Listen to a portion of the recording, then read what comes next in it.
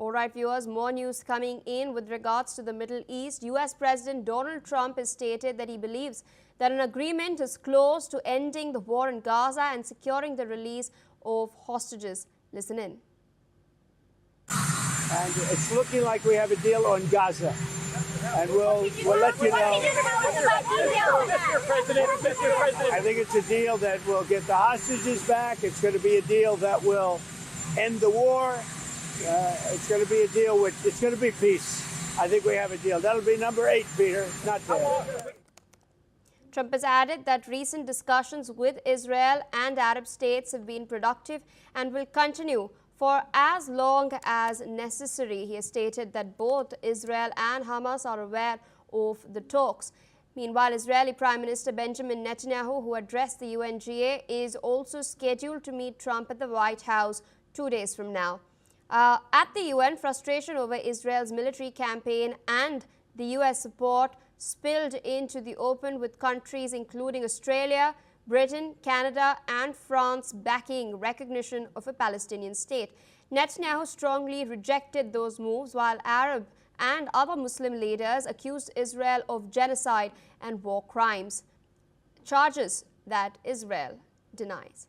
With us on the broadcast is Ms. Shruti Das Gupta, International Affairs expert, joining us from New Delhi. Thank you for taking out time speaking to us on NewsX World. High-octane developments coming in from New York with regards to the situation in the Middle East. Now, Trump putting out a fresh statement highlighting that they're very close to inking a peace pact. In your assessment, is such a deal on the horizon? And secondly, what are your expectations from the Trump-Netanyahu meeting 2 days from now? Greetings, Mia. Thank you so much for inviting me.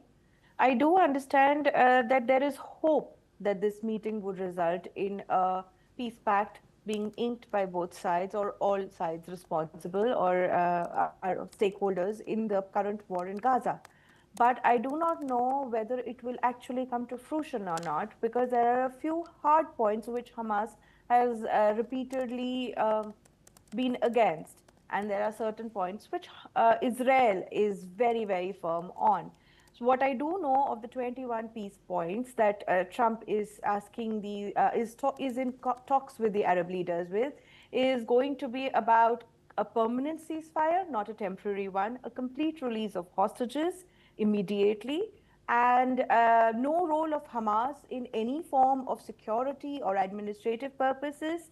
And on the other side, for the Muslim nations, they have asked for a guarantee against any further aggression against other Muslim nations in the Middle East by Israel, as well as no chance of the West Bank actually becoming part of Israel's bigger designs of attack and containment of Palestinian aggression. So these are a few points that I know that are being talked about, which may not result in a permanent peace pact. I expect at least the conversation to continue, because the last conversation was put to a halt by the attack on Doha, where Israel targeted the negotiators of the peace deal by recognizing them as Hamas leaders and terrorists as such. So my hope is that there is peace, there is talks that actually can be inked. Otherwise, we're looking at a 2 full-year mark coming and going with the Gaza war by starting on the 7th of October onwards.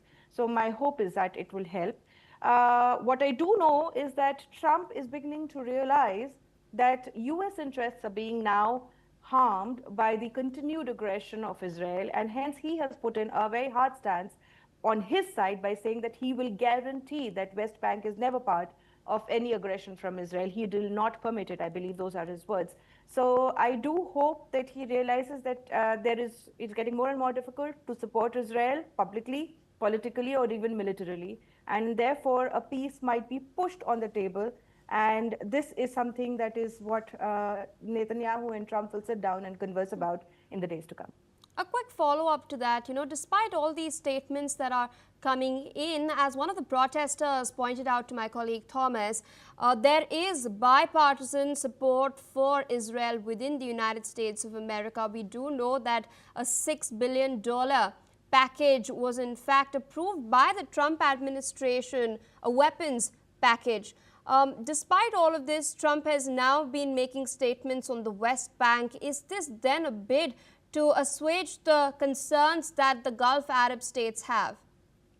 To unpack that particular question of yours, I need to present that U.S. balances who they pay, who they give a pact with respect to the kind of securities they earn for themselves in that particular zone. Israel is very central to U.S. control of Middle East, and hence, with Iran still in question, they want to keep Israel armed.